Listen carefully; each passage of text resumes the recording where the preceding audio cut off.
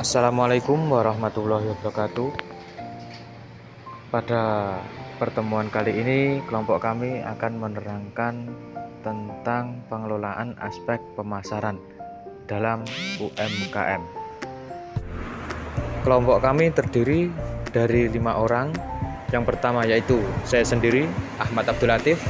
Yang kedua yaitu Alvina Ike Nur Azizah. Yang ketiga yaitu Amir Retno Wulandari. Yang keempat yaitu Anis Imeliana Dwi Nugraheni. Yang kelima yaitu Arifia Safila.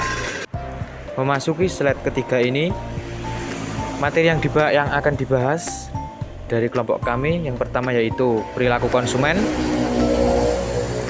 Yang kedua yaitu segmenting, targeting, positioning.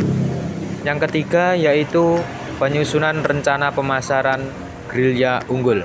Masuk pada pembahasan yang pertama, yaitu mengenai perilaku konsumen. Definisi dari perilaku konsumen adalah jumlah tindakan-tindakan nyata individu yang dipengaruhi oleh faktor-faktor internal dan eksternal yang mengarahkan mereka untuk menilai, memilih, mendapatkan, dan menggunakan barang dan jasa yang diinginkannya. Oleh karena itu, seorang pemasar perlu untuk memahami perilaku konsumen supaya kegiatan pemasaran yang dilaksanakan dapat berjalan dengan efektif dan efisien. Selanjutnya yaitu jenis perilaku konsumen. Pada dasarnya, perilaku konsumen secara umum dibagi menjadi dua. Yang pertama adalah perilaku konsumen yang bersifat rasional, merupakan tindakan perilaku konsumen dalam pembelian suatu barang dan jasa yang mengedepankan aspek-aspek konsumen secara umum, yaitu seperti tingkat kebutuhan mendesak, kebutuhan utama, serta manfaat produk itu sendiri terhadap konsumen pembelinya. Yang kedua adalah perilaku konsumen yang bersifat irasional, adalah perilaku konsumen yang mudah terbujuk oleh rayuan marketing dari suatu produk tanpa mengedepankan aspek kebutuhan atau kepentingan. Selanjutnya yaitu pentingnya perilaku konsumen. Tujuan kegiatan pemasaran adalah untuk mempengaruhi konsumen agar bersedia membeli barang dan jasa yang dihasilkan perusahaan pada saat mereka membutuhkan. Studi tentang perilaku konsumen dipelajari karena dua alasan utama. Yang pertama adalah perilaku konsumen penting dalam kehidupan setiap hari. Mengingat konsumen selalu berinteraksi dengan lingkungannya, maka secara otomatis perilaku itu akan berubah-ubah bahkan dalam hitungan hari. Perilaku konsumen di sini penting untuk memahami mengapa dan apa saja yang mempengaruhi perubahan perilaku konsumen. Yang kedua adalah perilaku konsumen penting untuk pengambilan keputusan. Proses pengambilan keputusan konsumen sangat terkait dengan masalah kejiwaan dan faktor eksternal. Dengan memahami perilaku konsumen, pemasar akan mudah untuk menggambarkan bagaimana proses keputusan itu dibuat. Selanjutnya, pendekatan perilaku konsumen. Terdapat beberapa pendekatan untuk mengenali perilaku konsumen. Yang pertama adalah pendekatan interpretif. Dalam pendekatan ini menggunakan teknik observasi langsung, yaitu menggunakan teknik wawancara yang dilakukan secara mendalam dan menyeluruh. Selain wawancara, pendekatan ini juga mengutamakan focus group discussion. Yang kedua adalah pendekatan tradisional. Pendekatan ini menggunakan studi lapangan berupa eksperimen yang didukung dengan survei dengan tujuan untuk menguji hipotesa penelitian yang berkaitan dengan teori. Tujuan utama dari pendekatan ini adalah untuk mengembangkan teori dan metode yang relatif akan digunakan untuk menjelaskan perilaku konsumen serta pembuatan keputusan konsumen. Yang ketiga adalah pendekatan sains pemasaran. Penelitian dalam pendekatan ini menggunakan pengembangan teori dari Abraham Maslow, yaitu teori hierarki kebutuhan Maslow. Teori tersebut berisi tentang hierarki kebutuhan yang kemudian diuji coba dengan model ilmu matematika. Yang terakhir adalah faktor-faktor yang mempengaruhi perilaku konsumen. Banyak faktor yang mempengaruhi perilaku konsumen dalam membuat keputusan pembelian. Faktor-faktor internal individu yang mempengaruhi perilaku konsumen yaitu seperti motivasi, kepribadian, pembelajaran, sikap, dan juga persepsi konsumen. Selain faktor-faktor lingkungan internal, faktor-faktor eksternal individu juga sangat berpengaruh terhadap perilaku pembelian konsumen, yaitu meliputi kelompok rujukan, kelas sosial, budaya, dan juga komunikasi. Selanjutnya yaitu segmenting. Segmenting adalah kegiatan mengelompokkan konsumen yang memiliki kebutuhan dan keinginan yang sama akan suatu produk.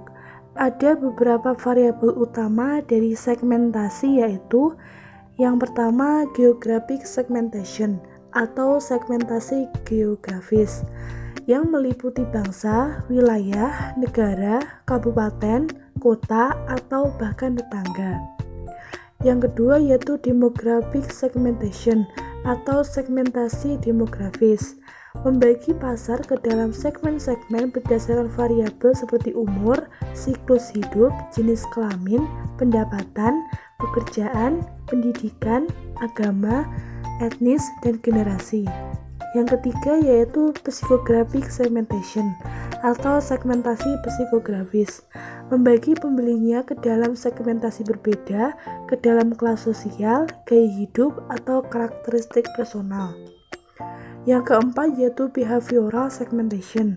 Segmen ini membagi pembeli berdasarkan pengetahuan mereka, tingkah laku, penggunaan dari barang, atau respon kepada barang.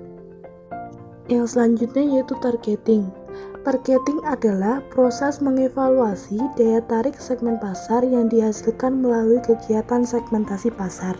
Ada 5 faktor yang perlu diperhatikan sebelum menetapkan target pasar, yaitu yang pertama ukuran segmen, yang kedua pertumbuhan segmen, yang ketiga biaya yang dikeluarkan untuk mencapai segmen, yang keempat kesesuaian dengan tujuan dan sumber-sumber, yang kelima posisi persaingan.